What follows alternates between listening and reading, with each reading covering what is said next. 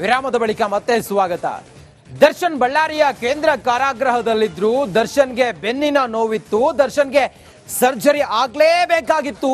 ಆ ಕಾರಣದಿಂದ ದರ್ಶನ್ಗೆ ಆರೋಗ್ಯದ ಕಾರಣಕ್ಕೋಸ್ಕರ, ಸರ್ಜರಿಯ ಕಾರಣಕ್ಕೋಸ್ಕರ ದರ್ಶನ್ಗೆ 1.5 ತಿಂಗಳುಗಳ ಕಾಲ ದರ್ಶನ್ಗೆ ಸರ್ಜರಿ ಉದ್ದೇಶದಿಂದ ಮಧ್ಯಂತರ ಜಾಮೀನನ್ನ ನ್ಯಾಯಾಧೀಶರು ನೀಡ್ತಾರೆ.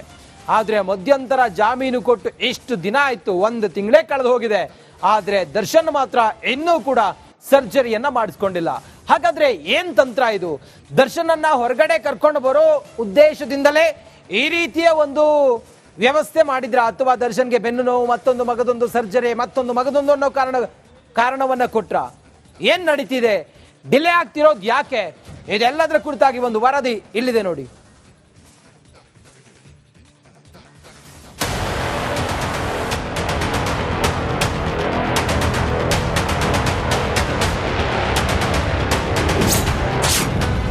ನೋವಿನ ನಾಟಕ ಕಥೆ ಬರೆದವರು ಯಾರು?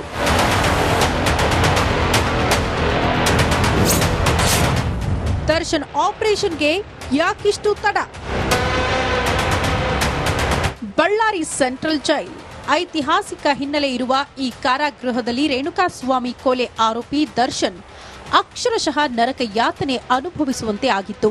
ಜೈಲು ಸೇರಿ ಕೆಲವೇ ದಿನಗಳಲ್ಲಿ ಬೆನ್ನು ನೋವಿನ ನೆಪ ಹೇಳಿ ಸಾಲು ಸಾಲು ಸವಲತ್ತುಗಳನ್ನು ತರಿಸಿಕೊಂಡಿದ್ರು.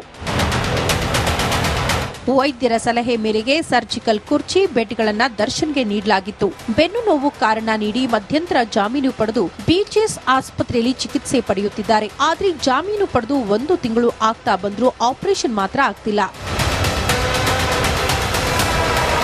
ದರ್ಶನ್ಗೆ ಆಪರೇಷನ್ ಮಾಡಲು ತಡ ಮಾಡುತ್ತಿರುವ ಹಿಂದಿನ ಉದ್ದೇಶದ ಬಗ್ಗೆ ಹಲವು ಅನುಮಾನ ವ್ಯಕ್ತವಾಗಿದೆ. ದರ್ಶನ್ಗೆ ಬೆನ್ನಿನ ಆಪರೇಷನ್ಗೆ 6 ವಾರ ಬೇಲ್ ಮಂಜೂರು ಮಾಡಲಾಗಿದೆ. ಆಸ್ಪತ್ರೆಗೆ ಸೇರಿ 1 ತಿಂಗಳು ಆಗ್ತಾ ಬಂದ್ರೂ ಆಪರೇಷನ್ ಮಾತ್ರ ಆಗ್ತಿಲ್ಲ.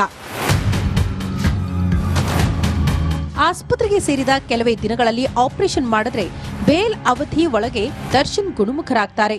ಆಗ ಮತ್ತೆ ಜೈಲಿಗೆ ಹೋಗಲೇಬೇಕಾದ ಅನಿವಾರ್ಯತೆ ಇದೆ. ಹೀಗಾಗಿ ಮಾಸ್ಟರ್ ಪ್ಲಾನ್ ಮಾಡಿದ್ದು 5ನೇ ವಾರದ ಕೊನೆ ಅಥವಾ 6ನೇ ವಾರದಲ್ಲಿ ಆಪರೇಷನ್ ಮಾಡಿದ್ರೆ ದರ್ಶನ್ ಚೇತರಿಸಿಕೊಳ್ಳುವುದಕ್ಕೆ ಸಮಯ ಬೇಕು. ಚೇತರಿಕೆಗೆ ಕನಿಷ್ಠ ಮತ್ತೆ 1 ತಿಂಗಳು ಬೇಕು. ಆಗ ಕೋರ್ಟ್ ಮುಂದೆ ಮತ್ತೆ ವೈದ್ಯರ ವರದಿ ಹಾಕಿ ದರ್ಶನ್ಗೆ ಮತ್ತೆ ಬೇಲ್ ವಿಸ್ತರಣೆ ಮಾಡಿಸುವ ಪ್ಲಾನ್ ಮಾಡಲಾಗಿದೆಯಂತೆ. ಅದಕ್ಕೆ ಆಪರೇಷನ್ ವಿಳಂಬ ಮಾಡ್ತಾ ಇರಬಹುದು ಅನ್ನೋ ಚರ್ಚೆ ಶುರುವಾಗಿದೆ. Renukaradhya, Republic Kannada, Ballari. Medical bail ಮೇಲಿರೋ ದರ್ಶನ್ ಅನಾರೋಗ್ಯದ ಬಗ್ಗೆ ಹೋಮ್ ಮಿನಿಸ್ಟ್ರೇ ಹೇಳಿಕೆಯೊಂದನ್ನು ನೀಡಿದ್ದಾರೆ. ಅದರ ಬೆನ್ನಲ್ಲೇ ಹಲವು ಅನುಮಾನಗಳು ಬಂದ್ರು. ಮೇಲ್ಮನವಿಯನ್ನ ಸಲ್ಲಿಸಲು ಹಿಂದೇಟು ಹಾಕಲಾಗ್ತಿದ್ಯಾ ಅನ್ನುವ ಮಾತು ಕೂಡ ಕೇಳಿಬರ್ತಾ ಇದೆ. ಈ ಕುರಿತಾಗಿ ಒಂದು ವರದಿ ಇದೆ, ನೋಡೋಣ ಬನ್ನಿ.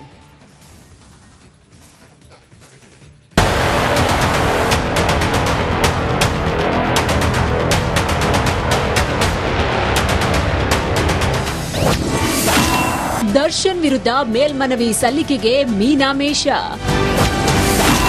ಎಸ್ಪಿಪಿ ಅರ್ಜಿ ರೆಡಿ ಮಾಡಿದ್ರೂ ಸಲ್ಲಿಕೆಯಾಗಿಲ್ಲ ಯಾಕೆ?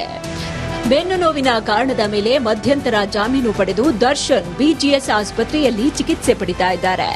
ಆಪರೇಷನ್ ಆಗಬೇಕು ಅಂತ ಕಾರಣ ಕೊಟ್ಟು ಹೊರಬಂದಿರುವ ಆರೋಪಿ ಶಸ್ತ್ರ ಚಿಕಿತ್ಸೆಗೆ ಹಿಂದೇಟು ಹಾಕ್ತಿದ್ದಾನಂತೆ.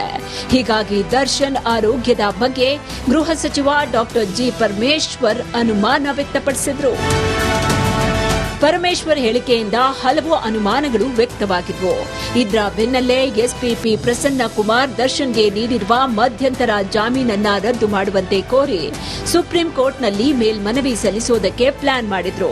ಅದಕ್ಕಾಗಿ ಅರ್ಜಿ ಕೂಡ ರೆಡಿ ಮಾಡಿಕೊಂಡಿದ್ದಾರೆ. ಆದರೆ ಈವರೆಗೆ ಕೊಲೆ ಆರೋಪಿ ವಿರುದ್ಧ ಯಾವುದೇ ಮೇಲ್ಮನವಿ ಸಲ್ಲಿಕೆಯಾಗಿಲ್ಲ. ಇದರ ವಿರುದ್ಧ ಅನುಮಾನ ವ್ಯಕ್ತವಾಗಿದೆ. ಮೇಲ್ಮನವಿ ಸಲ್ಲಿಸಲು ಸರ್ಕಾರದಿಂದ ಒದ್ದಾಟ. ದರ್ಶನ್ ಮಧ್ಯಂತರ ಜಾಮೀನು ರದ್ದತಿಗೆ ಮೇಲ್ಮನವಿ ಸಲ್ಲಿಸುವುದಕ್ಕೆ ಗೃಹ ಇಲಾಖೆ ಗ್ರೀನ್ ಸಿಗ್ನಲ್ ನೀಡಿದ್ರೂ ಅರ್ಜಿ ಸಲ್ಲಿಕೆಯಾಗಿಲ್ಲ. ಹಾಗಾದ್ರೆ ಇದರ ವಿರುದ್ಧ ಕಾಣದ ಕೈಗಳ ಕೈವಾಡ ಇದೆಯಾ ಅನ್ನೋ ಅನುಮಾನ ಶುರುವಾಗಿದೆ. ದರ್ಶನ್ಗೆ ಮಧ್ಯಂತರ ಜಾಮೀನು ಸಿಕ್ಕಿ ತಿಂಗಳಾಗ್ತಾ ಬರ್ತಾ ಇದೆ. ಆದ್ರೂ ಒಂದು ಮೇಲ್ಮನವಿ ಸಲ್ಲಿಸುವುದಕ್ಕೆ ಸರ್ಕಾರದಿಂದ ಒದ್ದಾಡ್ತಾ ಇದೆ. ಹೀಗಾಗಿ ಅನುಮಾನ ದಟ್ಟವಾಗಿದೆ. ಮೇಲ್ಮನವಿ ಸಲ್ಲಿಸೋದಕ್ಕೆ ಯಾಕಿಷ್ಟು ಹಿಂದೇಟು ಹಾಕಲಾಗ್ತಿದೆ ಅನ್ನೋ ಚರ್ಚೆ ಹೆಚ್ಚಾಗಿದೆ. ಇದರ ಹಿಂದೆ ಕಾಣದ ಕೈಗಳ ಕೈವಾಡ ಇರುವ ಶಂಕೆ ವ್ಯಕ್ತವಾಗಿದೆ. ನಾಗರಾಜ್, ರಿಪಬ್ಲಿಕ್ ಕನ್ನಡ, ಬೆಂಗಳೂರು. ಪೊಲೀಸರು ತಮ್ಮ ತನಿಖೆ ವೇಳೆ ಇಷ್ಟೆಲ್ಲ ಸಾಕ್ಷಿಗಳನ್ನ ಸಂಗ್ರಹಿಸಿದ್ರು. ಅಡಿಷನಲ್ ಚಾರ್ಜ್ ಶೀಟ್ ಕೂಡ ಸಬ್ಮಿಟ್ ಮಾಡಿ ಆಗಿದೆ. ದರ್ಶನ್ಗೆ ಅನಾರೋಗ್ಯ ಅನ್ನೋ ಕಾರಣಕ್ಕೋಸ್ಕರ ಮಧ್ಯಂತರ ಜಾಮೀನನ್ನ ಪಡೆದುಕೊಂಡು ದರ್ಶನ್ಗೆ ಇನ್ನೂ ಕೂಡ ಸರ್ಜರಿ ಆಗಿಲ್ಲ. ಇದೆಲ್ಲವೂ ಕೂಡ ಒಂದ್ ರೀತಿಯಲ್ಲಿ ದರ್ಶನ್ ಅನ್ನ ಸೇಫ್ ಮಾಡ್ತಾ ಇದ್ದಾರೆ ಅನ್ನೋದ್ರ ಬಗ್ಗೆ ಅನುಮಾನಗಳು ಕೂಡ ಇದಾವೆ. ಹೀಗಿರುವಾಗ ಮೇಲ್ಮನವಿಯನ್ನ ಸಲ್ಲಿಸೋದಕ್ಕೆ ಯಾಕೆ ಇನ್ನೂ ಕೂಡ ಮೀನಾಮೇಷವನ್ನ ಎಣಿಸ್ತಿರೋದು? ಮೇಲ್ಮನವಿಗೆ ಗೃಹ ಇಲಾಖೆ ಅನುಮತಿಯನ್ನ ಮೊನ್ನೆನೇ ನೀಡಿದೆ. ಮೇಲ್ಮನವಿಗೆ ಗೃಹ ಇಲಾಖೆ ಪರ್ಮಿಷನ್ ಕೊಟ್ಟಿದೆ. ಮೇಲ್ಮನವಿ ಸಲ್ಲಿಸೋದಕ್ಕೆ ಒಪ್ಪಿಗೆನ ಕೊಡಲಾಗಿದೆ ಗೃಹ ಇಲಾಖೆಯಿಂದ. ಗೃಹ ಇಲಾಖೆ ಅನುಮತಿ ನೀಡಿದೆ, ಆದ್ರೂ ಕೂಡ ಯಾಕೆ ಮೀನಾಮೇಷ ಎಣಿಸ್ತಿರೋದು? ಯಾಕೆ ಮೇಲ್ಮನವಿ ಸಲ್ಲಿಸೋದಕ್ಕೆ ಏನಾಗಿದೆ? ದಾಖಲೆಗಳಿದಾವೆ, ಪುರಾವೆಗಳಿದಾವೆ, ಅಡಿಷನಲ್ ಚಾರ್ಜ್ ಶೀಟ್ ಅನ್ನು ಕೂಡ ಸಬ್ಮಿಟ್ ಮಾಡಿ ಆಗಿದೆ. ಇದೆಲ್ಲದರ ಹೊರತಾಗಿಯೂ ಕೂಡ ಗೃಹ ಸಚಿವರು ಮೇಲ್ಮನವಿ ಸಲ್ಲಿಕೆಗೆ ಹೇಳಿದ್ದಾರೆ. ನೋಡಿ, ನೀವು ಸುಪ್ರೀಂ ಕೋರ್ಟ್ಗೆ ಮೇಲ್ಮನವಿಯನ್ನ ಸಲ್ಲಿಸಿ ಅಂತೇಳಿ ಹೇಳಿದ್ದಾರೆ. ಹೋಮ್ ಮಿನಿಸ್ಟರ್ ಹೇಳಿದ್ದಾರೆ, ಡಾಕ್ಟರ್ ಜಿ ಪರಮೇಶ್ವರ್ ಅವರೇ ಹೇಳಿದ್ದಾರೆ. ಹೀಗೆಲ್ಲ ಇದ್ದು ಕೂಡ ಯಾಕೆ ಮೀನಾಮೇಷ ಎಣಿಸ್ತಿರೋದು? ಯಾಕೆ ಈ ಸರ್ಕಾರ SPP ಅರ್ಜಿ ಸಿದ್ಧಪಡಿಸಿದ್ರು ಕೂಡ ಯಾಕೆ ಸಲ್ಲಿಕೆ ಆಗ್ತಾ ಇಲ್ಲ? ಮೇಲ್ಮನವಿ ಸಲ್ಲಿಕೆ ಆಗ್ತಿಲ್ಲ ಯಾಕೆ? SPP ಪ್ರಸನ್ನ ಕುಮಾರ್ ಅವರೇ ಎಲ್ಲವನ್ನ ಸಿದ್ಧಪಡಿಸಿದ್ದಾರೆ, ಯಾಕೆ ಸಲ್ಲಿಕೆ ಆಗ್ತಾ ಇಲ್ಲ? ಸುಪ್ರೀಂಗೆ ಹೋಗದಂತೆ ತಡೆದವರು ಯಾರು? ದರ್ಶನ್ಗೆ ಸೇಫ್ ಗಾರ್ಡ್ ಮಾಡ್ತಿರೋರು ಯಾರು? ಮೇಲ್ಮನವಿಯನ್ನ ಸಲ್ಲಿಸಿದ್ರೆ ಮಧ್ಯಂತರ ಜಾಮೀನು ಅವರಿಗೆ ಕಡಿತ ಆಗುತ್ತೆ ಅಥವಾ ಮಧ್ಯಂತರ ಜಾಮೀನು ರದ್ದಾಗುತ್ತೆ ಅನ್ನೋ ಕಾರಣಕ್ಕೋಸ್ಕರ ಯಾರಾದ್ರೂ ಈ ರೀತಿಯಾಗಿ ಸರ್ಕಾರದ ಮೇಲೆ ಒತ್ತಡವನ್ನ ಹೇರ್ತಾ ಇದ್ದಾರ? ದರ್ಶನನ್ನ ಸೇಫ್ ಮಾಡ್ತಿರೋರು ಯಾರು? ಮಧ್ಯಂತರ ಬೇಲ್ ಪಡೆದು ತಿಂಗಳುಗಳೇ ಆಗಿವೆ. ದರ್ಶನ್ಗೆ 1.5 ತಿಂಗಳು ಮಧ್ಯಂತರ ಜಾಮೀನನ್ನ ಕೊಟ್ಟಿದ್ದಾರೆ. ಆಲ್ರೆಡಿ 1 ತಿಂಗಳು ಕಳೆದು ಹೋಗಿದೆ. ಇನ್ನೂ ಕೂಡ ಮೇಲ್ಮನವಿಯನ್ನ ಸಲ್ಲಿಸೋದಕ್ಕೆ ಅವಕಾಶ ಇದೆ. ಇಷ್ಟರ ಒಳಗಡೆ ದರ್ಶನ್ ಸರ್ಜರಿ ಆಗ್ಬೇಕಾಗಿತ್ತು, ಆದ್ರೆ ಸರ್ಜರಿ ಆಗಿಲ್ಲ, ಏನೂ ಕೂಡ ಆಗಿಲ್ಲ. ಫಿಸಿಯೋಥೆರಪಿಯನ್ನ ಮಾಡ್ತಾ ಇದ್ದಾರೆ ಡಾಕ್ಟ್ರು. ಕೇಳಿದ್ರೆ ಅವರಿಗೆ ನರದ ಸಮಸ್ಯೆ ಇದೆ ಅನ್ನೋದನ್ನ ಹೇಳ್ತಾ ಇದ್ದಾರೆ. ಸರ್ಜರಿ ಮಾಡೋದಕ್ಕೆ ಆಗೋದಿಲ್ಲ ಅಂತ ಹೇಳ್ತಾ ಇದ್ದಾರೆ. ಇದನ್ನ ಪ್ರಶ್ನೆ ಮಾಡಿ ಆದ್ರೂ ಕೂಡ ಒಂದು ಮೇಲ್ಮನವಿಯನ್ನ ಸಲ್ಲಿಸುವಂತ ಅವಕಾಶ ಸರ್ಕಾರಕ್ಕಿದೆ. ಹೋಮ್ ಮಿನಿಸ್ಟರ್ ಅದಕ್ಕೆ ಗ್ರೀನ್ ಸಿಗ್ನಲ್ ಕೊಟ್ಟಿದ್ದಾರೆ. ಆದ್ರೆ ಇದನ್ನ ತಡೆದಿರೋರು ಯಾರು? ಸುಪ್ರೀಂ ಕೋರ್ಟ್ಗೆ ಮೇಲ್ಮನವಿಯನ್ನ ಸಲ್ಲಿಸೋದಕ್ಕೆ ಮೀನಾಮೇಷ ಎಣಿಸ್ತಿರೋದು ಯಾಕೆ? ಕಾರಣದ ಕೈಗಳೇನಾದ್ರೂ ಕೆಲಸ ಮಾಡ್ತಾ ಇದೆಯಾ ದರ್ಶನ್ ಪರವಾಗಿ? ದರ್ಶನ್ ಅನ್ನ ಸೇಫ್ ಮಾಡಬೇಕು ಅಂತ ಹೇಳಿ, ದರ್ಶನ್ಗೆ ಬೇಲ್ ಕೊಡಬೇಕು ಅಂತ ಹೇಳಿ ಕಾರಣದ ಕೈಗಳೇನಾದ್ರೂ ಕೆಲಸ ಮಾಡ್ತಾ ಇದೆಯಾ ಅನ್ನೋದು ಈಗಿರುವಂತ ಅನುಮಾನ.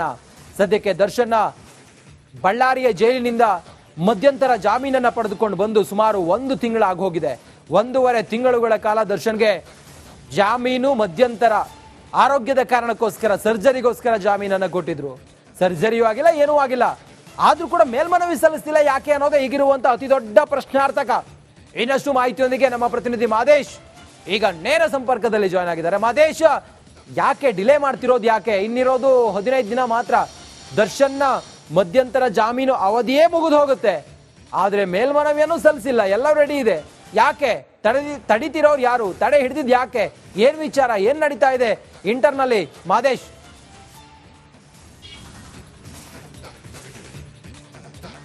ಖಂಡಿತ ರಂಜಿತ್, ಈ ಒಂದು ಪ್ರಶ್ನೆ ಮೂಡೇ ಮೂಡುತ್ತೆ. ಯಾಕಂದ್ರೆ ಈಗಾಗಲೇ ದರ್ಶನ್ ಹೊರಗಡೆ ಬಂದಿರುವಂತ ರೀಸನ್ ಇಷ್ಟೇ. ಹೈಕೋರ್ಟ್ ನಲ್ಲಿ ಅವರು ಅವರ ಪರ ವಕೀಲರಾದಂತಹ ಸಿವಿ ನಾಗೇಶ್ ಅವರು ಒಂದೇ ಒಂದು ವಾದವನ್ನ ಮಾಡಿದ್ರು. ಮೆಡಿಕಲ್ ಗ್ರೌಂಡ್ಸ್ ಮೇಲೆ ಹೈಕೋರ್ಟ್ ನಲ್ಲಿ ಈಗಾಗಲೇ ಮಧ್ಯಂತರ ಜಾಮೀನು ಆದೇಶನ ಮಾಡಲಾಗಿತ್ತು. ಏನಂತ, ಅವರಿಗೆ ಇಮಿಡಿಯೇಟ್ಲಿ ಸರ್ಜರಿ ಮಾಡುವಂತ ಅವಶ್ಯಕತೆ ಇದೆ, ಇಲ್ವಾದ್ರೆ ಅವರಿಗೆ ಪಾರ್ಶ್ವವಾಯು ಅಥವಾ ಲಕ್ವ ಹೊಡೆಯುವಂತ ಸಾಧ್ಯತೆ ಇದೆ. ಅದು ಅವರ ಕೆರಿಯರ್ ಮೇಲೆ ಸಾಕಷ್ಟು ಪರಿಣಾಮ ಬೀಳುತ್ತೆ. ಹೀಗಾಗಿ ಅವರಿಗೆ ಕೂಡಲೇ ಮಧ್ಯಂತರ ಜಾಮೀನನ್ನು ಕೊಡಬೇಕು, ಅವರಿಗೆ ಕೂಡಲೇ ಸರ್ಜರಿಯನ್ನ ಮಾಡಿಸಬೇಕು ಅಂತೇಳಿ ಅವತ್ತು ಸಿವಿ ನಾಗೇಶ್ ಅವರು ವಾದ ಮಾಡುವಂತ ಕೆಲಸವನ್ನ ಮಾಡಿದ್ರು. ಈ ಒಂದು ಮೆಡಿಕಲ್ ಗ್ರೌಂಡ್ಸ್ ಮೇಲೆ ಹೈಕೋರ್ಟ್ ಅವರಿಗೆ ಮಧ್ಯಂತರ ಜಾಮೀನನ್ನ ಕೊಡುವಂತ ಕೆಲಸವನ್ನ ಮಾಡಿತ್ತು. ಆದ್ರೆ 6 ವಾರಗಳಲ್ಲಿ ಈಗಾಗಲೇ 4 ವಾರಗಳು ಮುಗಿಯುತ್ತಿದ್ರು ಕೂಡ ಇನ್ನೂ ಕೂಡ ಸರ್ಜರಿ ದರ್ಶನ್ಗೆ ಆಗಿಲ್ಲ. ಎಲ್ಲೋ ಒಂದ್ ಕಡೆ ಸರ್ಜರಿ ಹೆಸರಲ್ಲಿ ದರ್ಶನ್ ಹೊರಗಡೆ ಬಂದಿದ್ದಾರೆ ಅನ್ನುವಂತ ಅನುಮಾನಗಳು ಒಂದ್ ಕಡೆ ಆದ್ರೆ, ಮತ್ತೊಂದ್ ಕಡೆ ಆ ಒಂದು ಅನುಮಾನಗಳನ್ನ ಇಟ್ಕೊಂಡು ಜೊತೆಗೆ ಸಮಾಜಕ್ಕೆ ಬೇರೆ ರೀತಿಯಾದಂತಹ ಮೆಸೇಜ್ ಹೋಗುತ್ತೆ ಅನ್ನುವಂತ ಒಂದು ಅಂಶಗಳನ್ನ ಇಟ್ಕೊಂಡು ಮೇಲ್ಮನವಿ ಸಲ್ಲಿಸೋದಕ್ಕೆ ತನಿಖಾ ತಂಡ ಕೂಡ ರೆಡಿ ಆಗಿತ್ತು. ಅದಕ್ಕೆ ಗೃಹ ಇಲಾಖೆಯಿಂದ ಒಂದು ಪರ್ಮಿಷನ್ ಕೂಡ ಬೇಕಾಗಿತ್ತು. ಆ ಒಂದು ಗೃಹ ಇಲಾಖೆಯಿಂದ ಪರ್ಮಿಷನ್ ಸಿಕ್ಕಿ ಈಗಾಗಲೇ 1 ವಾರ ಕೂಡ ಆಗಿದೆ.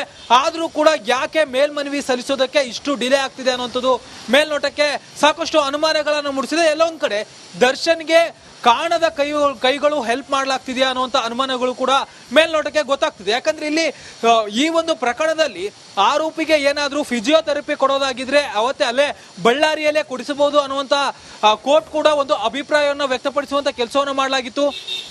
ಜೊತೆಗೆ ಬಳ್ಳಾರಿ ವೈದ್ಯರು ನೀಡಿರುವಂತ ರಿಪೋರ್ಟ್ ನಲ್ಲೂ ಕೂಡ ಫಿಸಿಯೋಥೆರಪಿ ಏನಾದರೂ ಕೊಡಬೇಕಾಗಿದ್ರೆ ಆಪರೇಷನ್ ಮಾಡುವಂತ ಅವಶ್ಯಕತೆ ಇಲ್ಲ, ಅವರಿಗೆ ಇರುವಂತಹ ಒಂದು ಬೆನ್ನು ನೋವಿನ ಸಮಸ್ಯೆಯಿಂದ ಫಿಸಿಯೋಥೆರಪಿಯಿಂದ ಅದನ್ನ ಗುಣಪಡಿಸಬಹುದು ಅನ್ನುವಂತ ರೀತಿಯಲ್ಲೂ ಕೂಡ ವೈದ್ಯಕೀಯ ರಿಪೋರ್ಟ್ ಕೂಡ ಗೊತ್ತಾಗಿತ್ತು.